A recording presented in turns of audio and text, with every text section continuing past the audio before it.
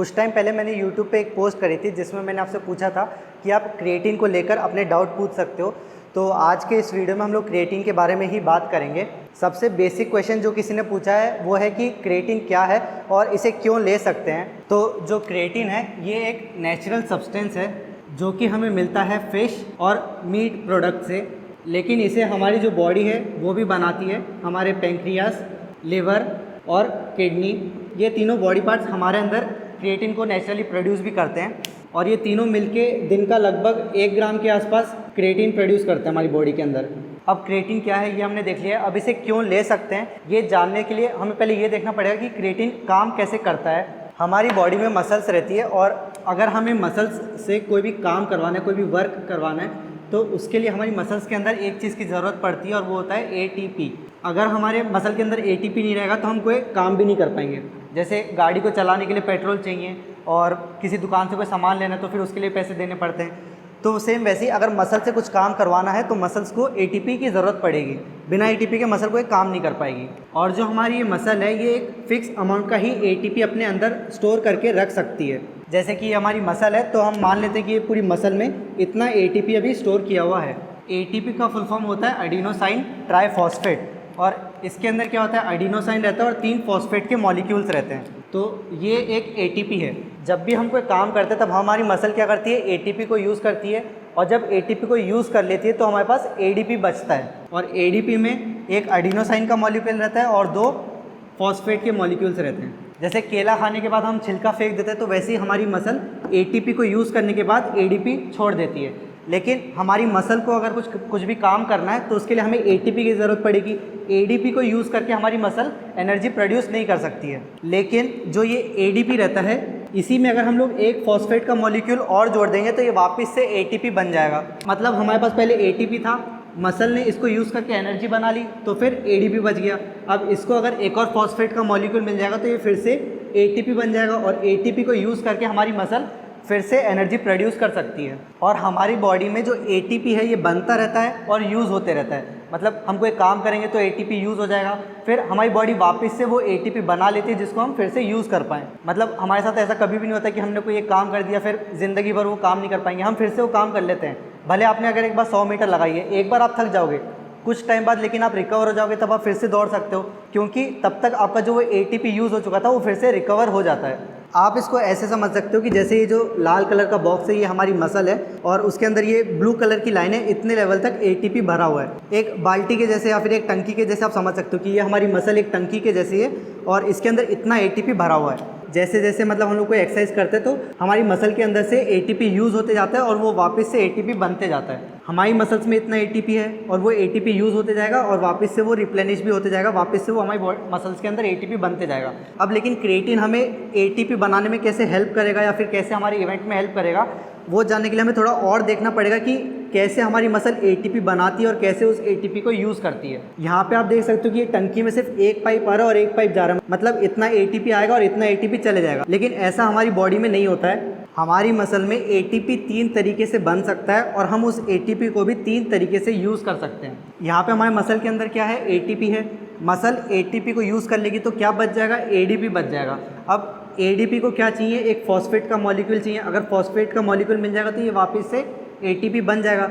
अब ये फॉस्फेट का मॉलिक्यूल 3 तरीके से आ सकता है। तो हमारी मसल के अंदर जो वो फॉस्फेट का मॉलिक्यूल है 3 तरीके से आ सकता है। एक तरीका होता है क्रिएटिन फॉस्फेट के थ्रू और जो बाकी के 2 तरीके रहते हैं ये दोनों ग्लूकोज की मदद से आते हैं। लेकिन इनमें से जो एक तरीका है इसमें ऑक्सीजन यूज़ होता है और एक तरीके में ऑक्सीजन यूज़ नहीं होता है। और जो हमारी बॉडी से ATP यूज़ हो रहा है ये भी 3 तरीके से यूज़ हो सकता है। पहला है एनएरोबिक एलैक्टिक सिस्टम और दूसरा होता है एनएरोबिक लैक्टिक सिस्टम और तीसरा होता है एरोबिक सिस्टम। तो जैसे कि आप यहाँ पे देख सकते हो कि 3 तरह के पाइप हैं। एक पाइप बहुत मोटा है, दूसरा थोड़ा कम मोटा है, तीसरा एकदम पतला है। सेम वैसे ही नीचे भी 3 पाइप हैं, एक बहुत मोटा है, एक थोड़ा कम मोटा है और एक बिल्कुल ही पतला है। जितना मोटा पाइप रहेगा उतना ज़्यादा हमारे बॉडी के अंदर क्या आएगा, फॉस्फेट आएगा। जितना ज़्यादा फॉस्फेट आएगा उतना ज़्यादा हमारे मसल के अंदर ATP का अमाउंट बढ़ा रहेगा और जितना ज़्यादा हमारे मसल के अंदर ATP है उतना ही ज़्यादा हम वर्क कर सकते हैं, उतना ही ज़्यादा फोर्स लगा सकते हैं। अगर हम कोई छोटा मोटा काम कर रहे हैं जैसे कि चलना हो गया तो उसमें बहुत ही कम ATP की ज़रूरत पड़ती है, तो फिर वो जो काम हो रहा है वो इस पाइप के थ्रू हमारे ATP जा रहा है। लेकिन वहीं पे अगर हम कोई हाई इंटेंसिटी वाली एक्टिविटी कर रहे हैं, जैसे 100 किलो से स्क्वाट लगा रहे हैं या फिर फुल एफर्ट पे स्प्रिंट कर रहे हैं, तो उसमें क्या होता है, जो एटीपी है वो इस पाइप के थ्रू खाली होने लग जाता है। अगर हम ये सिस्टम यूज़ कर रहे हैं एरोबिक सिस्टम, तो फिर बहुत ही कम एटीपी यूज़ हो रहे हैं। लेकिन इस केस में अगर हम ये नल चालू कर देंगे तो फिर कोई उतना फ़र्क पड़ेगा ही नहीं, क्योंकि मतलब टंकी तो लगभग भरी हुई है, बहुत ही हल्का हल्का उसमें से एटीपी जा रहा है। और ज़्यादा फॉस्फेट लाएंगे तो उसका कोई यूज़ ही नहीं रहेगा। हमें इस पाइप को चालू करने की ज़रूरत तब पड़ती है जब हम इस पाइप से हमारे एटीपी को खाली कर रहे हैं। ये बहुत ही ज़्यादा इंटेंस एक्सरसाइजेस रहती हैं, ये थोड़ी कम इंटेंस रहती है लेकिन ज़्यादा ड्यूरेशन की रहती हैं, और ये बिल्कुल ही कम इंटेंस रहती हैं और बहुत लंबे ड्यूरेशन की रहती हैं। एग्जाम्पल के लिए अगर हम इवेंट को देखें तो 100 मीटर या 200 मीटर भी हम मान लें तो वो एनएरोबिक ए लैक्टिक सिस्टम में आ जाएगा, और वहीं पे जो एनएरोबिक लैक्टिक सिस्टम है इसमें क्या आ जाएगा 400 मीटर, और इसके बाद जो एरोबिक है इसमें 800 मीटर के ऊपर के सारे इवेंट्स आ जाएंगे। जो स्पीड, पावर, स्ट्रेंथ वाले इवेंट्स रहते हैं वो सब इस पाइप के थ्रू एटीपी को यूज़ करते हैं, और जो लॉन्ग डिस्टेंस रनिंग वाले इवेंट्स रहते हैं वो इस पाइप के थ्रू अपनी मसल से एटीपी को यूज़ करते हैं और एनर्जी प्रोड्यूस करते हैं। एक 100 मीटर का या 200 मीटर का एथलीट जब अपनी रेस कंप्लीट कर लेता है वो थक जाता है, एक 5 किलोमीटर वाला भी थक रहा है, तो फिर भी अंतर क्यों आ रहा है, क्योंकि उनके बॉडी के अंदर जो एटीपी है वो खत्म हो गया। 100 मीटर वाले ने अपनी सारी एटीपी इस पाइप के थ्रू निकाल ली तो वो जल्दी थक गया, लेकिन वहीं पे जो लॉन्ग डिस्टेंस वाले इवेंट वाले एथलीट्स हैं वो इस पाइप के थ्रू अपनी एनर्जी को निकाल रहे हैं, तो फिर बहुत धीरे धीरे वो थकते हैं। लेकिन एंड में जो थकावट है या फिर जो फटीग है वो इसीलिए आ रही है क्योंकि हमारे मसल्स के अंदर जो भी एटीपी था वो यूज़ हो चुका है। अगर हमें हमारी मसल्स के अंदर फॉस्फेट के मॉलिक्यूल चाहिए ताकि वो एटीपी बार बार बनते रहे, तो उसके लिए दो ही चीज़ वो मॉलिक्यूल बनाने में मदद कर सकती हैं, एक है क्रिएटिन फॉस्फेट और एक है ग्लूकोज। जो ये ग्लूकोज है ये तो हम लोग हमारे खाने से ले लेते हैं, जब भी हम खाना खाएंगे तो हमारे बॉडी के अंदर ये ग्लूकोज आते जाएगा, और वहीं पे जो क्रिएटिन है ये भी हमारी बॉडी में प्रोड्यूस हो रहा है 1 ग्राम पर डे। जो ग्लूकोज है ये भी दो तरीके से यूज़ होता है, एक तरीका होता है जिसमें ऑक्सीजन की मदद से ग्लूकोज ब्रेक डाउन होता है और फॉस्फेट के मॉलिक्यूल आते हैं। ये वाला प्रोसेस बहुत स्लो है क्योंकि ऑक्सीजन हम लोग लेंगे फिर बाद में वो हमारे ब्लड स्ट्रीम में जाएगा, फिर वो ग्लूकोज को ब्रेक डाउन करेगा, फिर मसल तक पहुंचाएगा, तो ये बहुत स्लो प्रोसेस है। लेकिन मसल एक और तरीका यूज़ करती है कि मसल के अंदर पहले से जो ग्लूकोज स्टोर है उसको यूज़ कर लेती है। लेकिन ये वाले तरीके से जब हम ग्लूकोज यूज़ करते हैं तो उसमें क्या होता है, लैक्टिक एसिड प्रोड्यूस होता है, जिसकी वजह से मतलब बहुत ज़्यादा पेन वाला सेंसेशन होता है। जैसे 400 मीटर में आपने फील किया होगा कि लास्ट में बहुत ज़्यादा मसल्स फटीग हो जाती है, क्योंकि इस सिस्टम को यूज़ करके हमारी मसल्स ने एनर्जी प्रोड्यूस करी थी। अब इस वीडियो में हम लोग क्रिएटिन की बात कर रहे हैं, तो जैसे कि हमारी मसल है, मसल एक फिक्स अमाउंट का एटीपी स्टोर कर सकती है, तो वैसे ही हम एक फिक्स अमाउंट का क्रिएटिन भी स्टोर कर सकते हैं। तो जैसे कि ये दो पाइप हैं, ये एकदम अनलिमिटेड टाइप के, कि मतलब खाना तो हमने बहुत ज़्यादा खाया होगा तो वो एनर्जी बहुत टाइम तक प्रोड्यूस कर सकता है, लेकिन जो क्रिएटिन है ये एक फिक्स अमाउंट का ही क्रिएटिन हमारे मसल्स के अंदर हो सकता है। तो अब ये एक ज़्यादा अच्छा तरीका है उसको समझने के लिए।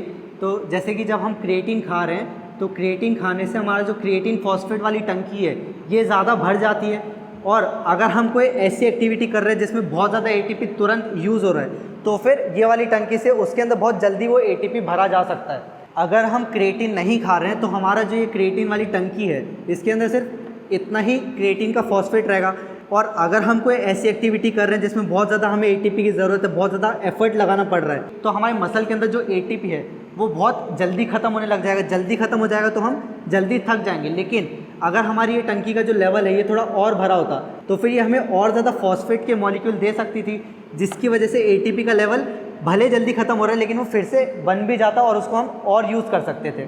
आई होप आप ये थोड़ा अच्छे से समझ गए होंगे। अब एक क्वेश्चन ये पूछा था कि क्रिएटिन हमारी स्ट्रेंथ को इम्प्रूव करने में कैसे हेल्प कर सकता है, वो इसी की मदद से हम फिर से एक बार समझते हैं।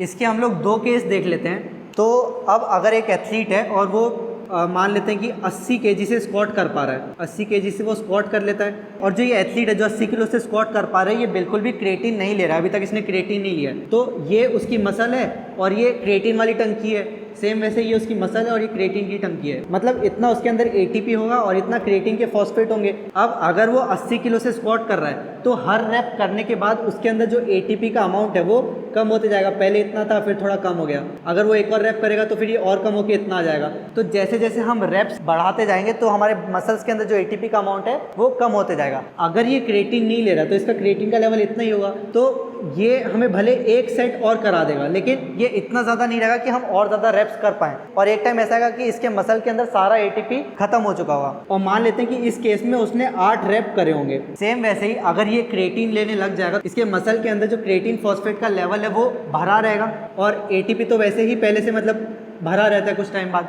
अब अगर ये सेम वही 80 किलो से स्क्वाट करना चाहेगा, अभी भी ये सेम वही 80 किलो से स्क्वाट करने की कोशिश कर रहा है, पिछली बार की तरह पहले इसकी मसल्स इसके अंदर जो एटीपी है वो पूरा यूज़ कर लेगी, और उसके बाद जैसे जैसे ये एटीपी यूज़ होते जाएगा, ऊपर इसके पास जो क्रिएटिन फॉस्फेट के मॉलिक्यूल्स हैं ये इसको और एक्स्ट्रा क्रिएटिन देते रहेंगे ताकि ये 2-3 रैप और कर पाए। तो जैसे पहले वो 80 किलो से 8 रैप कर पा रहा था, अब वो 80 किलो से 9 या मान लो 10 रैप कर पा रहा है। अब अगर कोई एथलीट 8 रैप के लिए मैक्सिमम 80 किलो उठा पा रहा है और वो अपनी स्ट्रेंथ को बढ़ा के 10 रैप से 80 किलो उठा पाए, तो उसका 1 रैप मैक्स भी बढ़ जाएगा। अगर कोई एथलीट 8 रैप के लिए 80 किलो उठा पा रहा है तो मान लेते हैं कि वो 1 रैप के लिए अराउंड 105 किलो उठा लेगा, लेकिन वहीं पे अगर वो 80 किलो से ही 10 रैप करने लग गया तो फिर इसके लिए 1 रैप मैक्स और ज़्यादा बढ़ जाएगा, ये 110 हो सकता है या फिर 115 हो जाएगा। तो इस तरीके से क्रिएटिन यूज़ करने से हमारी स्ट्रेंथ बढ़ सकती है। डायरेक्ट स्ट्रेंथ नहीं बढ़ेगी, पर हमारी जो पहले स्ट्रेंथ थी उसी को हम और लंबे टाइम तक यूज़ कर पाएंगे। अगर आप क्रिएटिन यूज़ नहीं कर रहे तो मान लेते कि आप 80 मीटर तक फुल एफर्ट से स्प्रिंट कर पाते हो, लेकिन उसके बाद आपकी स्पीड कम होने लग जाती है। लेकिन अगर आप क्रिएटिन ले लोगे तो 80 मीटर तक तो आपका एटीपी खत्म हो जाएगा, लेकिन जो क्रिएटिन आपने लिया हुआ है वो वापस से वो फॉस्फेट का मॉलिक्यूल दे देगा और नया एटीपी बन जाएगा, जिसकी वजह से अभी आप 90 या 95 मीटर तक और एक्स्ट्रा पुश करके स्प्रिंट कर पाओगे फुल एफर्ट पे। तो इस तरीके से जो क्रिएटिन है वो हमारे मसल्स के अंदर स्ट्रेंथ बढ़ा सकता है। अब सेम ऐसे ही अगले कुछ और क्वेश्चन हम लोग देख लेते हैं। तो एक ने पूछा है कि क्या टीनेज बॉय भी क्रिएटिन ले सकते हैं? तो वैसे लेने का कोई साइड इफेक्ट नहीं है, पर अगर आप कुछ टाइम तक इसको अवॉइड करोगे और बिना इसके अपनी स्ट्रेंथ बढ़ाने की कोशिश करोगे तो ज़्यादा अच्छा रहेगा। मतलब आपके अंदर एटीपी तो है ही, जब भी आप क्रिएटिन लेने लगोगे आप ये इस चीज़ को बढ़ा लोगे, लेकिन इसकी भी तो एक लिमिट है ना। पहले आप कोशिश करो कि इसी एटीपी को यूज़ करके आप मैक्सिमम एफर्ट या मैक्सिमम फोर्स लगा पाओ, अपनी टेक्निक अच्छी कर पाओ, और इसी में जितनी स्ट्रेंथ बढ़ा लोगे उतना अच्छा है, क्योंकि जब भी आप ये यूज़ करने लगोगे आपको वो रिजल्ट मिलने ही लगेंगे। मतलब बहुत ज़्यादा जल्दबाजी नहीं करनी है, अगर आप थोड़ा रुक के अच्छे से अपनी नेचुरली स्ट्रेंथ बढ़ा के यूज़ करोगे तो ज़्यादा अच्छा रहेगा। एक एथलीट ने पूछा है कि 400 मीटर इवेंट के लिए क्या क्रिएटिन ले सकते हैं? तो हाँ, क्रिएटिन ले सकते हैं, 400 मीटर के लिए काफ़ी हेल्प करेगा, क्योंकि 400 मीटर हम लोग ऐसा सोचते हैं कि लॉन्ग रनिंग वाला इवेंट है, मतलब ज़्यादा देर तक भागना, अपने को ऐसा कुछ नहीं है। 400 मीटर अगर इंप्रूव करना है तो उसके लिए अपने को 100 मीटर भी इंप्रूव करना ही पड़ेगा, और अगर 100 मीटर इंप्रूव करना है तो उसके लिए हमें इस सिस्टम पे ध्यान देना, और इस सिस्टम के लिए क्रिएटिन इंपॉर्टेंट है। तो फिर 400 मीटर के लिए हाँ हमें यूज़ करना चाहिए क्रिएटिन। अब इसके बाद अगला क्वेश्चन ये भी है कि मिडल डिस्टेंस रनिंग है या फिर 3200 मीटर, 5 किलोमीटर, इन सब इवेंट में क्या क्रिएटिन हेल्प करेगा? तो क्रिएटिन तो मतलब हमें तब ज़्यादा ज़रूरत पड़ती है जब हम कोई ऐसी एक्टिविटी कर रहे हैं जिससे तुरंत एटीपी खत्म हो रहा है। अगर हम लोग लॉन्ग डिस्टेंस रनिंग कर रहे हैं तो उसमें ये पाइप से वो एटीपी यूज़ होते रहेगा। मतलब लॉन्ग डिस्टेंस रनिंग में ऐसा कोई भी पॉइंट नहीं आया कि हमें तुरंत क्रिएटिन की या फिर फॉस्फेट मॉलिक्यूल की ज़रूरत है, तो इस इवेंट में अगर हम लोग क्रिएटिन ना भी लें तो चलेगा। ऊपर से ये एक और चीज़ रहती है कि अगर हम क्रिएटिन यूज़ करें तो हमारा मसल मास बढ़ रहा है, मसल के अंदर वाटर रिटेंशन होता है, तो अगर आपका वेट बढ़ रहा है तो फिर लॉन्ग डिस्टेंस में तो वो एक नुकसान ही रहेगा आपके लिए। अब बहुत सारे एथलीट्स ने ये पूछा है कि जो क्रिएटिन है वो हमें प्री वर्कआउट में यूज़ करना चाहिए या फिर पोस्ट वर्कआउट में यूज़ करना चाहिए। तो ऐसे मतलब मैंने 2-3 जगह पे पढ़ा तो वहाँ पे यही लिखा था कि अगर हम कार्बोहाइड्रेट्स के साथ इसको लेंगे तो फिर ज़्यादा अच्छा रिजल्ट हमें मिलेगा, ज़्यादा इसकी बायो अवेलेबिलिटी बढ़ जाती है। मतलब अगर हम 3 ग्राम क्रिएटिन ले रहे हैं ना तो उसमें से 2 या 2.5 ग्राम यूज़ हो पा रहे हैं, तो अगर हम कार्बोहाइड्रेट ले रहे हैं तो फिर वो लगभग पूरा 3 ग्राम यूज़ हो जाएगा। मतलब एग्जाम्पल के लिए रफ नंबर बताया, लेकिन कार्बोहाइड्रेट्स के साथ अगर हम खाएंगे तो ज़्यादा अच्छा रहेगा। तो इसको आप अपने लंच या डिनर में ऐड कर सकते हो, जब भी आप रोटी या चावल, ब्रेड ऐसी कोई चीज़ खा रहे हो उसके साथ ले लेना आप क्रिएटिन। अब एक एथलीट ने पूछा है कि क्रिएटिन लेने से मसल्स में इंजरी ना होने के चांस कितने हैं? मतलब अगर हम क्रिएटिन ले रहे हैं और उसके साथ सही ट्रेनिंग कर रहे हैं, अच्छा स्ट्रेंथ वर्कआउट कर रहे हैं, तो उससे क्या होगा, हमारी स्ट्रेंथ भी इवेंचुअली बढ़ेगी, धीरे धीरे जल्दी स्ट्रेंथ बढ़ जाएगी एक तरीके से। और बहुत सारी इंजरीज तो सिर्फ इसीलिए होती है कि हमारे अंदर स्ट्रेंथ नहीं है। तो अगर स्ट्रेंथ बढ़ चुकी है हमारे अंदर क्रिएटिन यूज़ करने से, तो काफ़ी चांसेस है कि हमारे इंजरी के चांस भी कम हो जाएंगे। अब 2 लोगों ने ये पूछा है कि क्या क्रिएटिन लेने से बाल झड़ जाते हैं? तो ऐसा कुछ नहीं होता, क्रिएटिन लेने से बाल नहीं झड़ेंगे। ये एक ऐसा सप्लीमेंट है जिसपे बहुत ज़्यादा मतलब एक तरीके से सबसे ज़्यादा रिसर्च इसी पे हुई है, तो इसके बहुत ज़्यादा ऐसे साइड इफेक्ट्स नहीं देखे गए अभी तक। अब एक एथलीट ने बोला है कि क्या इसकी वजह से मसल्स में क्रैम्प होता है? तो मुझे तो ऐसा नहीं लगता कि इसकी वजह से होता है, क्योंकि मैंने भी जब यूज़ किया तो नहीं हुआ है, और बहुत सारे एथलीट्स मैंने भी देखे हैं जिनने यूज़ किया क्रिएटिन और उन्हें ऐसे क्रैम्प की कोई प्रॉब्लम नहीं आई। तो ये बहुत बार ऐसे क्या होता है कि अगर बहुत सारे लोग बोल रहे हैं कोई चीज़ तो हमारा दिमाग भी वो चीज़ मानने लग जाता है। अगर सब बोल रहे हैं कि क्रिएटिन लेने से क्रैम्प हो रहा है, तो अगर नहीं होना भी होगा ना तो तुम सोच के वो क्रैम्प बना दोगे अपने मन से। और अगर कोई नॉर्मल चीज़ की वजह से वो क्रैम्प हो रहा है, मतलब स्ट्रेचिंग कम की है या फिर पानी कम किया है, तो ब्लेम हम उसी पे डाल देंगे कि हाँ क्रिएटिन लिया तो इसकी वजह से क्रैम्प हो रहा है। अब एक एथलीट ने पूछा कि अगर हम क्रिएटिन ले रहे हैं तो उसके साथ कितना पानी पीना चाहिए? नॉर्मली मतलब 4-5 लीटर सही रहेगा, आपके बॉडी के हिसाब से भी डिपेंड करेगा। अगर आपका वेट कम है तो फिर कम पानी की ज़रूरत है, अगर आपका वेट ज़्यादा है तो आपको ज़्यादा पानी पीना पड़ेगा। तो मैं यहाँ पे साइड में एक फॉर्मूला डाल देता हूँ जिसको यूज़ करके आप ये कैलकुलेट कर सकते हो कि आपको दिन में कितने पानी की ज़रूरत है। जितना नॉर्मली हमें पानी पीने की ज़रूरत है उतना ही पियोगे तब भी चलेगा, लेकिन ऐसा कुछ नहीं है कि आपको दिन में 8-10 लीटर पानी पीना है, इतना भी नहीं पीना है अपने को। एक एथलीट ने पूछा है कि क्या क्रिएटिन डोप में आता है, तो ऐसा भी नहीं है, क्रिएटिन डोप में नहीं आता है, ये बिल्कुल नेचुरल सब्सटेंस है, आप इसको ले सकते हो। अब एक एथलीट ने पूछा है कि हमें क्रिएटिन कितने टाइम तक लेना चाहिए। हम अगर 1 महीने या 1.5-2 महीने भी लेंगे तो चलेगा, ऐसे कोई साइड इफेक्ट नहीं है, पर अगर आप इसको छोड़ दोगे और कुछ टाइम बाद फिर से यूज़ करोगे तो और ज़्यादा अच्छा रहेगा। क्योंकि मतलब जैसे हमने वो 80 किलो वाला स्क्वाट वाला एग्जाम्पल देखा था, पहले एक एथलीट था वो 80 किलो से 8 रेप कर पा रहा है बिना क्रिएटिन के, फिर उसके बाद क्रिएटिन यूज़ करने के बाद वो 80 किलो से 10 रेप कर पा रहा है, क्योंकि उसका जो क्रिएटिन फॉस्फेट वाला लेवल है वो भरा हुआ है। लेकिन अगर हम कुछ टाइम तक उसी वर्कआउट को फॉलो करेंगे, 80 किलो से 10 रेप करने लगेंगे और क्रिएटिन को छोड़ देंगे, तो हम ये कोशिश करेंगे कि उस वेट को हम मेंटेन कर पाएँ, क्योंकि हमारी बॉडी को एक तरीके से स्टिमुलस मिल चुका है, हमारी बॉडी को आदत हो चुकी है 80 किलो से 10 रेप मारने की। तो अगर हम क्रिएटिन धीरे धीरे बंद भी कर देंगे तो हमारी बॉडी उस चीज़ को एकदम से भूलेगी नहीं, हमारी बॉडी उस चीज़ को अडेप्ट कर लेगी। और कुछ टाइम तक अगर हम बिना क्रिएटिन के वही 80 किलो से 10 रेप कर पाए तो वो एक तरीके से हमारा नॉर्मल बेस लाइन हो जाएगा। और फिर बाद में अगर हम फिर से क्रिएटिन लेंगे तो 80 किलो से 10 रेप को हम 12 या 13 रेप भी कर सकते हैं। आप ऐसे करना कि मतलब कुछ लंबे टाइम तक यूज़ करना, फिर जितने टाइम तक यूज़ किया उतने ही टाइम छोड़ देना, फिर वापस से उसको यूज़ कर लेना। एक एथलीट ने ये भी पूछा कि हमें दिन में कितने ग्राम क्रिएटिन लेना है, तो अगर आप लोड कर लोगे तो वो ज़्यादा अच्छा ऑप्शन रहेगा। जैसे हमने थोड़ी देर पहले देखा था कि हमारे पास एक क्रिएटिन की टंकी भी है, इसमें जितना क्रिएटिन रहेगा उतना जल्दी हमें फॉस्फेट मिल जाएगा। हमारी बॉडी डेली 1 ग्राम क्रिएटिन भर रही है इसके अंदर, तो वो इतना रहता है। अगर हम एक्स्ट्रा बाहर से क्रिएटिन भी ले रहे हैं तो वो क्या करेगा, वो एक तरीके से धीरे धीरे इस टंकी को ही भरेगा। मतलब कुछ टाइम लगता है हमारे मसल्स के अंदर क्रिएटिन को सैचुरेट होने में, लेकिन अगर हम लोड कर लेंगे तो फिर वो ज़्यादा जल्दी हमारे मसल्स के अंदर सैचुरेट हो जाएगा, तो हम जल्दी से ये टंकी को भर सकते हैं। यूजुअली जो रिकमेंडेड डोज है वो है 3 ग्राम पर डे। अगर हम 3 ग्राम पर डे लेंगे तो हमें टोटल लगभग 3 वीक्स लग जाएंगे उसके रिजल्ट्स को देखने के लिए। 3 वीक में कितने दिन हो गए, 21 दिन हो गए, और रोज़ 3 ग्राम ले रहे हैं तो अपन टोटल कितना ले चुके होंगे, 63 ग्राम क्रिएटिन ले चुके होंगे। जब हम 63 ग्राम क्रिएटिन ले लेंगे तब हमारी ये क्रिएटिन की टंकी पूरी भर जाएगी। अब आप 3 हफ्ते तक रुक के इस चीज़ को करना चाहते हो या फिर आप इस चीज़ को 1 हफ्ते में भी कर सकते हो। अगर आप 1 हफ्ते में कर रहे हो तो फिर आप टोटल 9 ग्राम पर डे ले लेना, और इस हिसाब से 7 दिन में लेंगे तो फिर ये 63 ग्राम हो जाएगा। तो आप 1 हफ्ते में भी इसे भर सकते हो और चाहो तो आप इसे 3 हफ्ते में भी भर सकते हो, लेकिन अगर आप जल्दी कर लोगे तो आपको जल्दी उसके बेनिफिट्स या रिजल्ट्स दिखने लगेंगे। एक सब्सक्राइबर ने ये भी पूछा कि पुलिस भर्ती के लिए क्या इसे यूज़ कर सकते हैं। तो मतलब जैसे एमपी कांस्टेबल का जो एग्ज़ाम है तो उसमें 3 इवेंट हैं, 800 मीटर है, लॉन्ग जंप है और शॉर्ट पुट है।